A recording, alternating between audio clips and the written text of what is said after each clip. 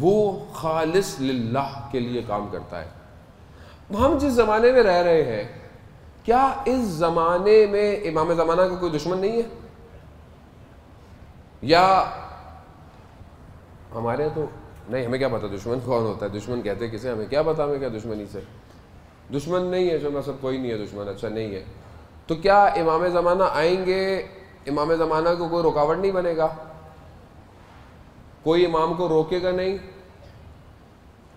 میرے جیسے چھوٹا سا طالب علم نے کہیں مجلس پڑھنے جانی ہو تو 6-4 لوگ کہتے ہیں بھائی ان کو کہاں پڑھوا رہے ہو، یہ تو تبلیغ کرنے آ گئے، یہ تو یوں کر دیں گے، یہ یوں کر دیں گے، یہ تو ویسے ہی ہر چیز پہ پابندی لگوا رہے ہیں۔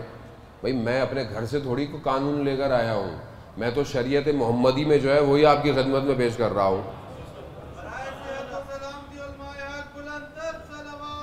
اللہم صلی علی محمد۔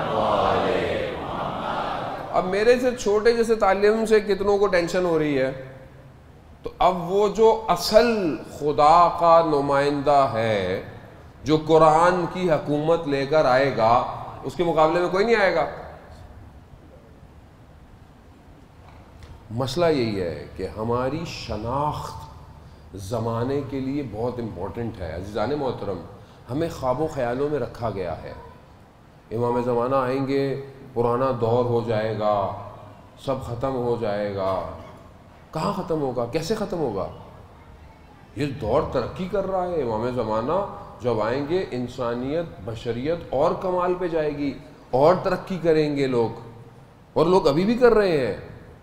ابھی بھی امام جس کے سر پر اپنا دست شفقت رکھتے ہیں، وہ شخص ابھی بھی کمال کی طرف جا رہا ہے۔ اور یہی وجہ ہے کہ اگر یہ لوگ نہ ہوں تو پھر اس نظام کے لیے تیار کیسے کریں گے لوگوں کو؟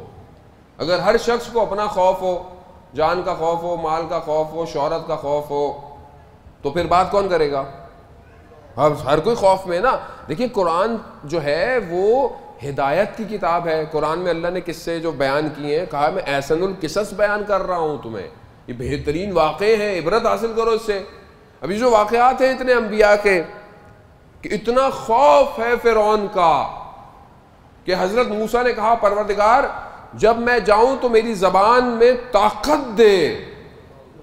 یعنی کتنا آپ سمجھ رہے ہیں اس زمانے کے اندر ایک ہیبت طاری ہے فرعون کی، وہ نبی ہے، صالحین ہے، کوئی مشکل نہیں ہے، مگر دعا کر رہا ہے پروردگار سے میرے بھائی کو میرا مددگار بنا۔ کیوں؟ ہیبت طاری ہے، خوف ہے۔ قرآن کہتا ہے کیا کیا فرعون نے؟ مردوں کو مار دیتا ہے، زندانوں میں ڈال دیتا ہے، بچوں کو مار دیتا ہے، عورتوں کو اسیر بنا لیتا ہے۔ فرعون کیا ہے؟ فرعون شخص ہے؟ فرعون نظام ہے، فرعونیت کا، فرعونیت کا نظام ہے۔ آج کیا ہے؟ آج ہمیں یوں نہیں پکڑا جاتا، آج ہمارے ذہن کو غلام بنایا جا رہا ہے۔ آج ان کو نہیں ہے کہ آج آپ کے ملک میں کوئی اٹیک کرے گا اور آپ کو جو ہے وہ قبضے میں لے لے گا، نہیں۔ اب پہلے انہوں نے حملے کیے ملکوں پہ، ملک تباہ ہو گئے، ان کا سٹرکچر تباہ ہو گیا۔ جب ان کا سٹرکچر تباہ ہو گیا تو اس کو بنانے میں ان کو بہت پیسہ لگ گیا، تو انہوں نے کہا نہیں، ایسا کام کریں کہ ان کے سٹرکچر کھڑے رہیں اور ان کے لوگ ہمارے غلام ہو جائیں۔ یہ نظام انہوں نے بنایا۔ اب کیا کریں؟ اب کوئی ایسا کام کریں کہ یہ جوانوں کے ذہن ہمارے ہو جائے، یہ کھائیں پئیں ہماری مرضیوں سے، یہ سوچیں ہماری مرضیوں سے، یہ فیصلے کریں ہماری مرضیوں سے۔ اور ہیبت طاری کر دی، اپنے نمائندوں کو بھی بھیج دیا اطراف میں۔